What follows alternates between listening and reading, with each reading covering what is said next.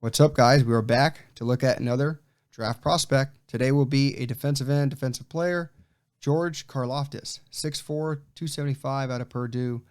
This guy came onto the scene humongous in a big way, 7.5 sacks as a freshman. Then old Corona struck, got 2 sacks, and then last year, 4.5 sacks. This guy got a lot of attention last year, so don't look at the sack numbers entirely. Let's look at him on the field. What did he do? That's what we like to do here. Check out number 5 right here, Karloftis. His big thing everyone likes to say is his bull rush. Let's go over that first. There's his will against yours. I'm driving you all the way back into the quarterback, and I'm usually going to win, especially if you're not bigger or longer than I am. The drive, leg power, motor. He's got a lot of things I like. It's something I say a lot, but these guys, the proof is in the pudding in the film, right? Oh yeah, absolutely. I mean, you look at Karloftis here. I mean, just strength, power, like you said, using his arms, length, and just being able to get off his opponent there. Very impressive. Yeah, just barely misses a strip sack there. And a lot of these are near misses or near almost sacks. Didn't get one sack on here, but those are the 2 games I looked at him at. But the bull rush here again, and then the mind to get his hands up, knock that thing down.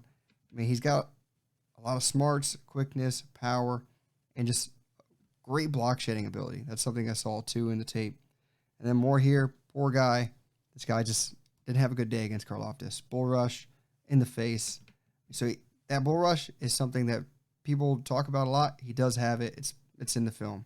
We keep going on. Even Daniel Falele. This is a guy we looked at earlier in the process. This guy's the biggest guy in the draft. He's like almost 6'9", 370 something pounds, and he's bull rushing this guy backwards into the quarterback. A lot to like with that. What do you see? Yeah, absolutely. And he's, to be correct, 387. So Good. yeah, that's a lot of man right there, and he's just pushing them back with you know, pretty easy. So obviously Karloftis is a power player, and to his credit, I mean, if you can do it, you might as well. And he can just do a lot of different things because he is a power player like that. As you're going to see here, being able to really just have his way with offensive tackle, throw him one way and then come back the other way, showing good balance and just overall strength, and then finish violently. Yeah, this play was sick. I'll be honest about that. This guy is scared, again, of that bull rush. So what's he going to do? He's trying to anchor. He does a little push-pull action, tosses him aside. He's like, holy hell, I got to bail out. I got to make sure he doesn't get the edge. And then he just throws him to the side. Insane. And how quickly, like you just said, quickness with the balance just to put your foot in the ground, cut inside, and then get after the quarterback. Like that elite movement into the inside. I mean, based on how he tests, I mean, he could go really high or he could kind of go bottom of the first round. You just don't know. I just think his floor is really high because he does so many good things. And here, just again, more quickness, push pull, getting that outside edge, and how smooth he is with it. A lot of things just he does right on the field. What do you like with this one? Well, yeah, I mean, you just seeing he's showing some different things here. Now he's set this guy up with the power. Now he's trying to win with the outside rush. Obviously shows enough burst to get through. Obviously he already beat the offensive lineman here with his speed. Really no chance there with the dip rip. Yeah, just one thing you notice, he's always going to have more than one guy on him. He was like literally the guy at Purdue, the only guy on that defensive side of the ball.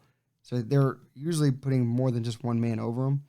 And if you do put one man over him, look what happens. Smooth, swim moving over, not really getting pushed off his spot, and another near sack right there.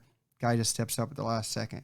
Here, inside moves. He's got some inside moves as well, not just bull rush or outside, faking that outside and pushing up inside. Again, he's got a lot of tricks to use, and it's all working off of that bull rush. What do you like with this one? Yeah, like you said, just he knows what he's doing. Very smart, aggressive, and really knows how to use his hands well, which I like. Again, just finding different ways to get pressure, cause disruption. And like you said, he always has multiple players on him, so it makes it very difficult. Here we go again. Inside move.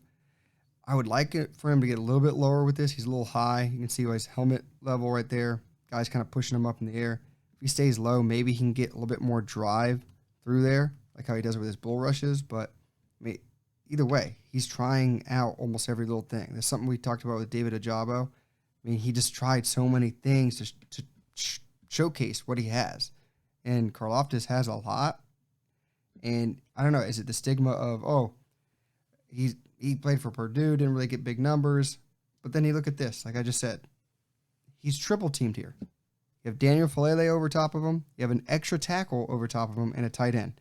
All these guys, and not to mention running back, let's kick out and help out too. This guy he deserves the attention. So he immediately destroys the extra tackle.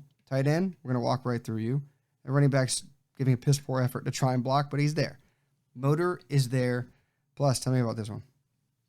Yeah, you're absolutely right. The motor's there again, just continue to fight through multiple offensive linemen, blockers, and it's really impressive that he just continues to show leg drive. I think my only concern with him, like you said earlier, is just having that bend and making sure he's got the right pad level. At times it gets a little bit too high, but when you can win with your length and your power like he does, I mean, sometimes that doesn't really factor, but at the next level, it's something he's going to have to work on, get a little bit lower.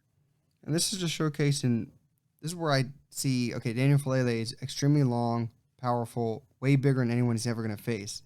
He's just getting stoned here. Is it because of length? I'm not necessarily that upset about that because the guy he's facing is humongous. He's countering left and right. You just can't get out of the bear grasp of Falele. So I'm not terribly upset about it. It's just showing two good guys going against each other. And same thing here. He's trying to counter. He's trying to be aggressive, get inside, move, spin. He's just not getting away from Falele. Again, this is a good guy against a good guy. They're not all going to win 100% of the time. We keep going on. Now, him in the running game, 100% passes every grade for me. But, I mean, aggressive against Falele. Again, size difference. But look at him block shed, get away, and get in for the tackle. I like it. Tell me more. Yeah, I mean it's nice. Again, a complete player, so he can rush the passer, also play good against the run, as we're going to see here. Block shedding ability is something we already know he can do because he faces double teams all the time. But again, being able to here revert back the other way, he sees the football and then he knows how to get off the blocker and go make a tackle. And something I always like to watch. How do they get out of this? So Falele again pushes him off the spot. Look at him using his other hand as leverage on the other tackle's hip. Just pushes off, spins in. I mean, just aware of where he's at, using everything possible to stay up and make the play. And if you don't block him, this is what's going to happen. I mean, just too quick and destroying. Let me deadlift this guy, throw him to the ground, suplex, thank you, sit down. Now we got more. How quick is he? Yeah, against tight ends, tackles. He's got strength. He's got quickness. He's just quick to the ball. I mean, a lot to like, especially in the running game. I think he's going to thrive early in that. Passing game, he's got a lot of tricks. How does he use it? Does it go on to the next level and succeed that way? We don't know, but he's showing a lot of success in college football. Here, if the tight end's over the top of him, that's a mistake. It's just a mistake 100 times out of 100, and he's making plays. What do you like with that one?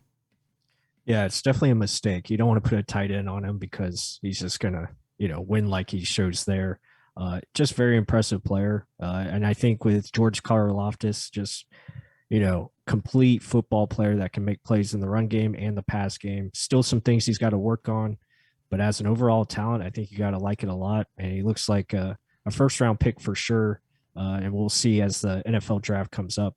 But, guys, if you enjoyed this video, be sure to give us a like, subscribe if you haven't, comment down below your thoughts of George Karloftis. Is he one of the top pass rushers in the draft coming up? Let us know. With that said, until the next one.